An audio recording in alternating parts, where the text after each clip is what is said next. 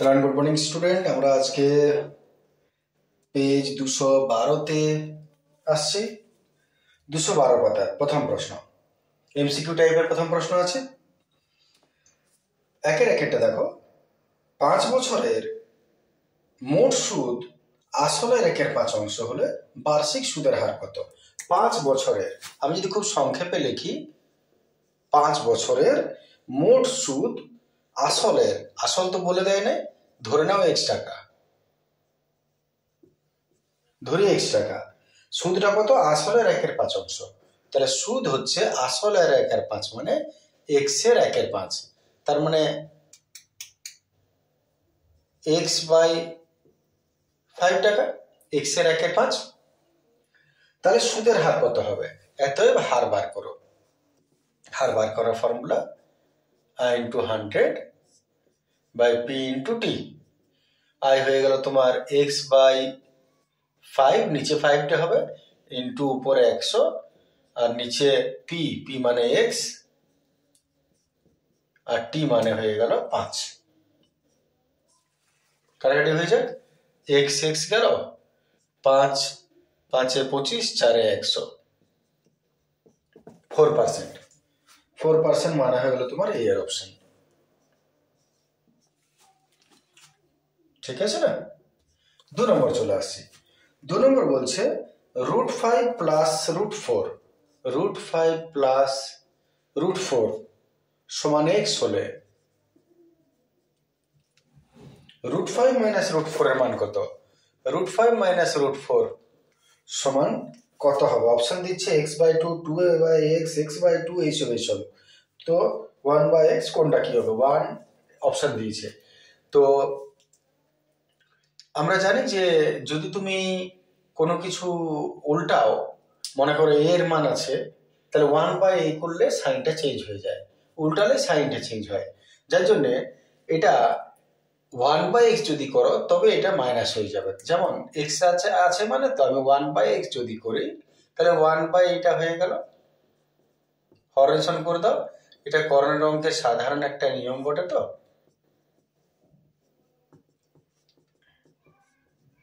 আর নিচে 5a plus b × -b square minus b square, এগুলো যদিও দেখাবার দরকার নেই।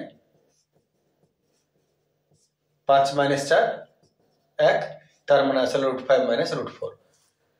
1/x যদি হয় তবে সাইনটা অটোমেটিক চেঞ্জ হয়ে যায় 1/, হলে, তার মানে আমাদের অপশনটা হয়ে গেল 1/x, যেটা সি এর অপশন।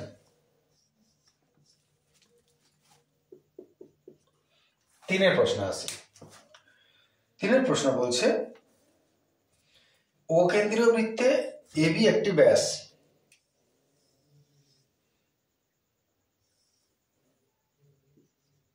এবি ব্যাস ও কেন্দ্রীয় বৃত্ত।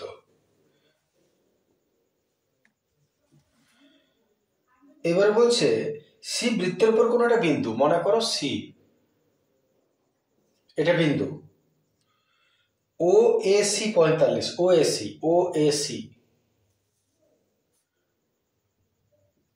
এটা 45, তাহলে ও সি বি এর মান কত? O C B, O C B, O C B এর সঙ্গে ওইটাকে, তার সঙ্গে এইটাকে, ও সি বি, এই কোণটার মানটা চাইছে, কত হবে? সাধারণ প্রশ্ন, বুদ্ধি পেলে কি করে পাচ্ছ? দেখো, প্রথমত যদি বৃত্তের ব্যাস বলে দেয়, তাহলে বৃত্তের ব্যাসের উপর কোনো কোণ আছে মানে অর্ধবৃত্তস্থ কোণ, অর্ধবৃত্তস্থ কোণ সমকোণ। এই কোণটা যেহেতু কোণ এসিবি, কোণ এসিবি অর্ধবৃত্তস্থ, কারণ ব্যাসের উপর থাকলে অর্ধবৃত্তস্থ, অতএব কোণ এসিবি হবে 90 ডিগ্রি। অর্ধবৃত্তস্থ কোণ সবসময় সমকোণ হয়, তাহলে পুরোটা 90। তাহলে এটা কত হবে? চলে এসো এই ত্রিভুজে ও এসি, এই যে ছোট ত্রিভুজটা দেখছো, এর এই বাহুটা যতটা, এই বাহুটা ততটা, দুটো বাহু সমান। আমরা জানি কোন ত্রিভুজের যদি দুটো বাহু সমান হয় তাহলে তার অন্তর্ভুক্ত কোণ দুটো সমান হবে। তাহলে যদি এই দুটো বাহু সমান হয় তাহলে এই কোণটা যা, এই কোণটাও তাই হবে। এটা 45 হলে এটা 45। এবার যদি এটা 45 হয়, এইখান থেকে এই পুরো কোণটা কত ছিল? 90। তাহলে এই কোণটা কত হবে? 45। অতএব যেহেতু এও সমান সিও, অতএব কোণ ও এ সি সমান কোণ ও সি এ কত হবে? 45। অতএব কোণ ও সি বি 45, 90 থেকে 45 মাইনাস করলে 45 ডিগ্রি। আশা করি বুঝতে পেরেছো, অসুবিধা না। ছোট প্রশ্ন ছিল, চলে আসছে আমরা পরের প্রশ্ন। আছে এর অপশনটা কত হচ্ছে? 45 মানে অপশন বি। দেখে না, চলে আসছে পরের প্রশ্ন।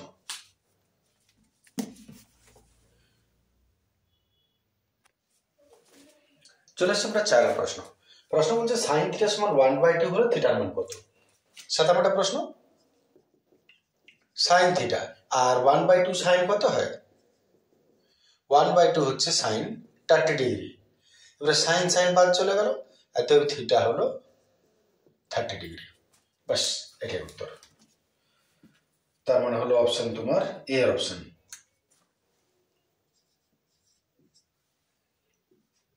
চলে আসে 5 প্রশ্ন। একটি নেট ঘনকের ধারগুলির সমষ্টি 36 সেমি, আয়তন কত? ঘনকের ধারগুলির সমষ্টি। প্রশ্ন বলেছে ঘনকের ধারগুলির সমষ্টি 36 সেমি। তাহলে ঘনকের ধার কটা আছে? ধার কোনগুলো? এইগুলো মনে করে এটা লুডোর ছক্কা ঘনক যদি হয়, তাহলে ধার কটা পাবে?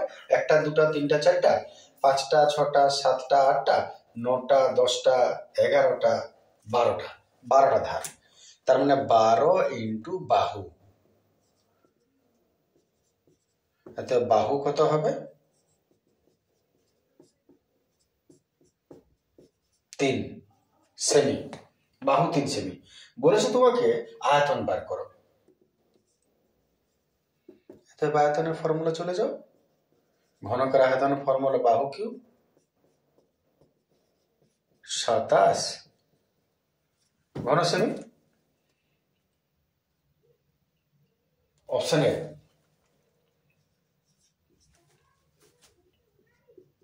চলে আসছে 6 প্রশ্ন। 6 প্রশ্ন, একটি পরিসংখ্যা বিভাজনে বলেছে শ্রেণীগুলো 1 থেকে 10, 11 থেকে 20, 21 থেকে 30 হলে প্রত্যেকটা শ্রেণী দৈর্ঘ্য কত হবে? তাহলে 1 থেকে 10 যদি বলে, তারপরে 11 থেকে 20, তো যখন এটার মধ্যে গ্যাপ আছে তার মানে আমাকে ডেসিমাল পয়েন্ট কমাতে হবে। একে 5.5 কমাবো, এটাকে 0.5 বাড়াবো। তার মানে এটা 0.5 টু 10.5। এটা 5 কমবে বাড়বে, তার মানে 10.5 টু 20.5। আশা করি করেইছো এগুলো। তাহলে যদি এরকম করো, তাহলে তুমি লক্ষ্য করো দুজনের মধ্যে পার্থক্য কত। কারণ যতক্ষণ এটা আলাদা আলাদা আছে ততক্ষণ তো তোমার এগোবে না, আগে সমান করতে হবে। তাহলে এর পার্থক্য কত? 10 ঘরের। তাহলে এখানে হচ্ছে শ্রেণী দৈর্ঘ্য হচ্ছে 10। তার মানে অপশন ডি। ক্লিয়ার? চলে আসছে আমার 2 প্রশ্ন।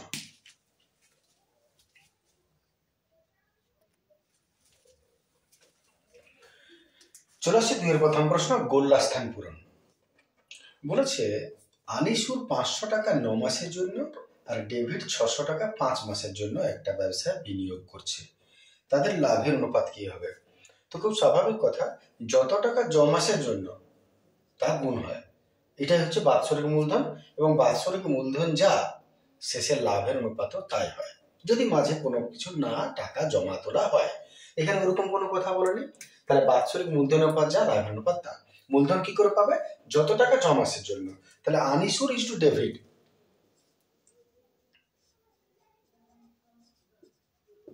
আনিসুর ইজ টু ডেভিড এর হচ্ছে 500 টাকা 9 মাসের জন্য আর 600 টাকা 5 মাসের জন্য।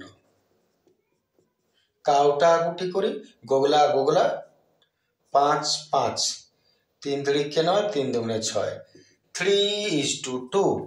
এটা মূলধন অনুপাত যেমন বেরোলো, এটা লাভের অনুপাতও তাই বলে। তার মানে হলো লভ্যাংশ অনুপাত কত? 3:2।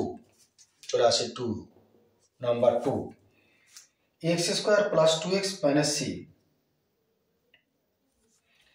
X square plus 2bx minus c সমান 0। এখানে একটা যেটা প্রশ্ন বলেছে a x square plus 2bx minus c সমান 0, x square plus 2bx minus c সমান 0। এবারে বলছে যে দ্বিঘাত সমীকরণের বীজদ্বয় বাস্তব আর সমান হলে বি স্কোয়ার ড্যাশ হবে। এই যে প্রশ্নটা, এই প্রশ্নটা অসম্পূর্ণ প্রশ্ন বটে, কারণ বি স্কোয়ার ড্যাশ হবে এটা এরকম ভাবে কোনো কাজ নয়। যদি বলে বি স্কোয়ার কত হবে, যদি এরকমই প্রশ্নটা হয়, তাহলে যদি বীজ বাস্তব আর সমান হয় তার মানে শর্ত হচ্ছে বি স্কোয়ার মাইনাস 4ac সমান 0। সেক্ষেত্রে বি স্কোয়ার সমান 4ac হবে। এক্ষেত্রে যদি আমি দেখি বি স্কোয়ার সমান কত হবে, তাহলে 4 তো রইলই, এ কত, এ মানে এ, আর সি কত মাইনাস সি, তাহলে কত দাঁড়াচ্ছে মাইনাস 4ac। যদি যা বলছে সেটা হয় যে বি স্কোয়ার কত হবে, তাহলে বি স্কোয়ার হবে মাইনাস 4ac। ঠিক আছে, যদিও প্রশ্নটা অসম্পূর্ণ, কোনো একটা প্রিন্টিং মিস্টেক হোক বা কিছু হোক। চলে আসছে 3 প্রশ্ন। দুটি কোণের সমষ্টি ড্যাশ হলে তাদের পরস্পরের সম্পূরক বলে। যদি পরস্পর সম্পূরক হয় তাহলে দুটি কোণের যোগফল 180 ডিগ্রি হতে হবে। আর যদি বলতো পূরক কোণ, যদি বলতো পূরক কোণ হবে তাহলে তুমি বলতে 90 ডিগ্রি। দুটি কোণের যোগফল 90 ডিগ্রি হলে পূরক হয়, দুটি কোণের যোগফল পরস্পর 180 ডিগ্রি হলে তাকে সম্পূরক বলে। ঠিক আছে, 4 দেখি। 4টা বলছে সাইন 3 থিটা সর্বোচ্চ মান কত হবে। সাইন 3 থিটা সর্বোচ্চ মান, এমনি তো সাইন থিটার মান, সাইন থিটার যাই মান হোক না কেন, সেটা -1 -1 থেকে বড় বা সমান, আর +1 থেকে ছোট বা সমান, +1 থেকে ছোট বা সমান, এটা হবে। আবার বলছি সাইন থিটার যে কোনো মান -1 সমান বা তার থেকে বড়, আর 1 থেকে ছোট বা 1 সমান, মানে -1 থেকে 1 পর্যন্ত এই কাঁটাটার মধ্যেই ঘোরাফেরা করে। তুমি সাধারণ উদাহরণে দেখো না, সাইন থিটা যত যা মান আছে শুরু হয়েছে 0-তে, শেষ হয়েছে 1-এ, মাঝখানে 1/2 √3/2 সব হয় -1 থেকে 1-এর মাঝখানে আছে, 0 থেকে বেশি বটে ওগুলো, তাহলে সেইটা। তার মানে এখানে যদি বলে সাইন 3 থিটা যদি বলে, তবুও এর মান সর্বোচ্চ মান যেটা বলছে, কোথায় গেল, হ্যাঁ সর্বোচ্চ মান একই হবে। 1-এর থেকে কম হতে পারে, ম্যাক্সিমাম 1, তার মানে সর্বোচ্চ বললে 1 হবে। চলে আসে 5 প্রশ্ন। একটা নিরেট গোলককে গলিয়ে একটা নিরেট লম্ববৃত্তাকার চোঙ তৈরি করা হলে গোলকার চোঙের ড্যাশ সমান হবে। যখনই একটা জিনিস গলিয়ে অন্য একটা জিনিস তৈরি করা হয় তাহলে তাদের কি সমান হয়, ধাতুটা সমান হয়। যদি ধাতুর হয় সেটা, আর ধাতু মানে কি কতটা পদার্থ আছে, তার মানে কি আয়তন। তাহলে যেটাই গলিয়ে যেটা তৈরি করা হোক না কেন ওদের আয়তন সবসময় সমান হয়, তাহলে এটা হচ্ছে আয়তন, ভলিউম। 6টা কিছু ছাত্রের বয়স 10, 11, 9, 13, 8, 14। প্রশ্নটা বলেছে 10, 11, 9, 13, 8, 14 এদের বয়সের মধ্যমা বার করতে বলেছে। বয়সের মধ্যমা তো নিচের অংশ দেখতে পাওয়া যাচ্ছে পরিষ্কার। যদি মধ্যমা নির্ণয় করতে হয় তোমাকে সবার আগে ঊর্ধ্বক্রমে সাজাতে হবে, ছোট থেকে বড়। তাহলে আমি যদি ঊর্ধ্বক্রমে সাজাই তাহলে কি হবে, ঊর্ধ্বক্রমে সাজালে হচ্ছে প্রথমে 8, 9, 10, 11, 13, 14, 1, 2, 3, 4, 5, 6, বাস। তাহলে ঊর্ধ্বক্রমে সাজানোর পর কটা সংখ্যা আছে দেখো, 6টা, 3, 4, 5, 6। তার মানে এত n হলো 6। 6 মানে যুগ্ম না অযুগ্ম, যুগ্ম। যদি যুগ্ম হয় তাহলে তার ফর্মুলা কি মধ্যমার? এগুলো বড় প্রশ্ন করেইছো তোমরা। মধ্যমার ফর্মুলা হচ্ছে 1/2 into n/2 plus n/2 plus 1 তম পদ। তাহলে 1/2 n মানে কত? 6। তাহলে 6/2 মানে কত? 3 প্লাস 6/2 মানে 3 প্লাস 1 মানে কত? 4। দেখো সলভ করে, তম পদ, তম পদ বটে। হ্যাঁ, তার মানে কি 1 এর 2টা যেমন আছে রইল 1 এর 2টা, আর 3 আর 4, 3 এর ঘরে কি আছে 4 এর ঘরে কি আছে এটা দেখলে হবে না। এটা দেখলে 1 2 3, 3 এর ঘরে 10 আছে, 4 এর ঘরে 11 আছে, এই দুটো যোগফল।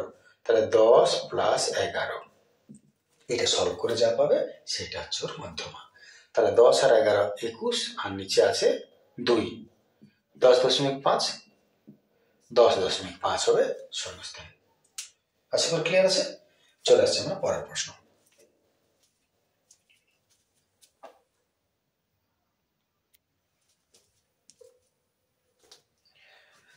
চলে আসছে আমরা ট্রু ফলস এর প্রশ্ন। এগুলো হলো প্রথম প্রশ্ন, একটি দ্রব্যের বর্তমান মূল্য 100 টাকা, দ্রব্যটির মূল্য প্রতি বছর 10% কমে যায়, 2 বছর পর দ্রব্যটার মূল্য হবে 81 টাকা। শেষের অংশটা ছেড়ে দিচ্ছি আমরা, কারণ ওইটাই দেখবো ঠিক না ভুল। তাহলে বর্তমান মূল্য বলেছে, বর্তমান মূল্য হচ্ছে 100 টাকা, 10% হ্রাস পায়, হ্রাসের হার হচ্ছে 10%। 2 বছর পর, এন হচ্ছে 2 বছর, 2 বছর পর মূল্য, পরবর্তী মূল্য। তাহলে তুমি ভাবো একটা জিনিস, পরবর্তী মূল্য যদি বলে, তাহলে এটা এখন 2 বছর পর বাড়বে না কমবে? কমছে, প্রত্যেক বছর হ্রাস পাচ্ছে, তার মানে 2 বছর পর এর থেকে এটা কমে যাবে। কমটাকে কি বলে? পি, বেশি হলে এ, কিন্তু হ্রাস বলেছে, তাহলে উল্টো ধরতে হবে, কমের জায়গাটা কি লিখতে হবে? বেশি। তাহলে এটা কি হবে? এ। যদি চ্যাপ্টারটা বুঝতে না পারলে, এখন তো খুব বেশি ডিটেলস এখানে বোঝানো যাবে না, তাহলে তুমি সমহার বৃদ্ধি যে চ্যাপ্টারটা, সমহার হ্রাস, সেই চ্যাপ্টারটাকে একটু তোমরা রিভিশন দিয়ে দিবে। নিয়মটা জানা তো ঠিক আছে, না জানা তো একটু রিভিশন দিয়ে দিবে, একটা দুটো অঙ্ক দেখবে তাহলে বুঝতে পারবে। আমার যদি প্লেলিস্ট দেখো, তাহলে আমার প্লেলিস্টে ওই ফার্স্ট ভিডিওটা একটু দেখে নেবে না, তাহলে তোমার ধারণাটা পরিষ্কার হয়ে যাবে কি বোঝালাম আমি। তাহলে চলে আসে প্রশ্নে, যেহেতু এটা বলেছে, তাহলে আমরা এত এ সমান ফর্মুলা ছিল p into 1 r minus to the power n, এটা রেখে দাও, পি হয়ে গেল 100, 1 minus r to the power n, 10 থেকে 1 গেল 9, 9 10, 9 10, 9 81 টাকা। 2 বছর পর মূল্য হবে 81 টাকা। দেখিনি কত বলছে এখানে, 2 বছর পর 81 টাকায় বলেছে, তার মানে এটা T4 টাকলো। চলে আসছে নাম্বার 2। এত তো লিখতে হবে না তোমাকে, রাফে করলে অনেকটা সহজ হবে, কিন্তু আমাকে বোঝাতে তো একটু হবে কি ডিটেলসে। পরের প্রশ্ন বলছে, যদি x ভ্যারাইজেস y হয়, তাহলে x two the power n ভ্যারাইজেস y two the power n সম্ভব? হ্যাঁ, নিশ্চয় সম্ভব, কারণ আমাদের নিয়মে বটে, যদি ভ্যারাইজেস তুলি তাহলে k ইন্টু y ধ্রুবক হবে। এবারে উভয় দিকে স্কোয়ার কিউব যা খুশি করতে পারো, চাইলে 2 2 3 3 দিতে পারো। তাহলে আমি যদি n দিই, এদিকেও n আর এদিকেও n, তাহলে x two the power n kn yn x two the power n সমান আর k ভ্যারাইজেস হয়ে গেল y two the power n। আমি লিখতে পারি, এটা T4 টাকলো। চলে আসছে এরপর 3 নম্বর।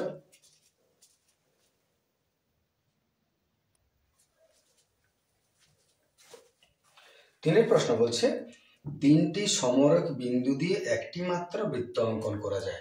3টা সমরেখ বিন্দু, তার মানে একই রেখায় 3টা বিন্দু আছে, এটা দিয়ে একটা কেন অসম্ভব, সম্ভবই না বৃত্ত আঁকা। লম্বা করে কোন বৃত্ত দেখেছ? সমরেখ বিন্দু দিয়ে কখনো বৃত্ত আঁকা যাবে না, অসমরেখ বিন্দুই হতে হবে। দুটো সমরেখ বিন্দু দিয়ে হয় তুমি আঁকতে পারবে, কিন্তু সেটাও বিন্দু হবে, সমরেখিত আর হবে না। যদি এটা 3টা বিন্দুকে লম্বা করে দাও, দেখি না একে দেখা বৃত্ত, আমি তো পারবো না, যার জন্য আমি এফ লিখবো। তোমাদের যদি পারো তোমরা টি লিখবে। 4 প্রশ্ন, কে পাচ্ছ আমাকে জানাবে সেটা। 4 প্রশ্ন, একটি নিরেট লম্ববৃত্তাকার শঙ্কুর আয়তন ভি, ভূমিতলের ক্ষেত্রফল এ হলে শঙ্কুর উচ্চতা 3v/a হবে। প্রশ্নটা আবার বলছি, শঙ্কুর আয়তন বলেছে এ, শঙ্কুর আয়তন বলেছে ভি। তাহলে শঙ্কুর আয়তনের ফর্মুলা লিখি 1/3 পাই স্কয়ার, এটা হচ্ছে ভি। ওর ভূমির ক্ষেত্রফল, শঙ্কুর ভূমি বৃত্তাকার, তাহলে ভূমির ক্ষেত্রফলের ফর্মুলা পাই স্কয়ার সমান এ। তাহলে শঙ্কুর উচ্চতাটা বলেছে 3v/a হবে, এত প্রমাণ করতে বলেছে উচ্চতা হচ্ছে 3v/a। দেখে নেওয়া যাক 3v/a হচ্ছে কিনা।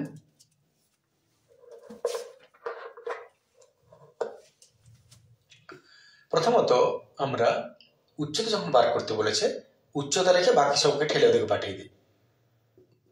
এত এইচ সমান ভি, বাকি সব নেমে যাবে কি করে, নিচে 3টা উপর উঠে যাবে, আর নিচে পাই আর স্কয়ার নেমে যাবে।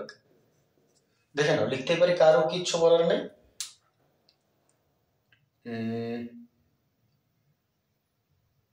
না, ভুল বলছি, এখানে এইচ তো রাখতে হচ্ছে, আর দুটোতেই আছে, দুটোর থেকে আর এর মান বার করে নিই,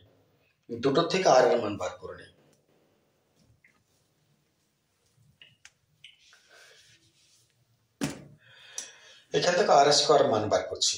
তাহলে ভি আর 3 তো উপরে উঠে যাবে, আর নিচে পাই এইচ। তাহলে ঠিক আছে না, ঠিকই লিখেছি। দেখে নাও, ভুল লিখলে ঠিক করবে। পাই এইচ নামে দিয়েছি, ঠিক আছে। আর স্কয়ার, এখানে আর স্কয়ার বার করো, a/পাই। যদি দুটোই আর স্কয়ার হয় এত সমান লিখতে পারো, ইহা সমান ইহা। তাহলে এত ভি ইন্টু 3/পাই সমান এটা। কোটি গেল, এত এইচ বার করতে বলেছে, তাহলে এটা ক্রস আগে করছি, এইচ এ সমান v3 বা 3v, এত এইচ সমান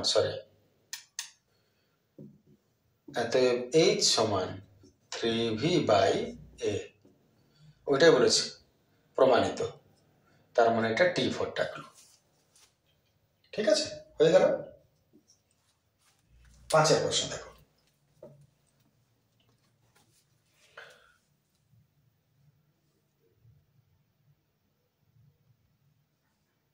পাঁচেরটা কি দেয় না, এটা 4 5 দেয় নাই, 1 2 3 4 5, 4 জায়গায় 6 লিখেছে।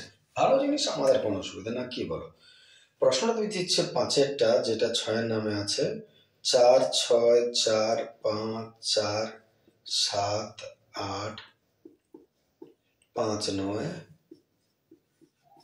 এর সংখ্যাগুরু মান 4 বলেছে। সংখ্যাগুরু মান কাকে বলে? সব থেকে বেশি সংখ্যা যে আছে সে সংখ্যাগুরু মান। সব থেকে বেশি কি আছে দেখো না, ওটা বলছে 4। 4 কটা আছে দেখো, 1টা 2টা 3টা 3টা, 4 আছে 3টা। 6 কটা আছে, 1টা।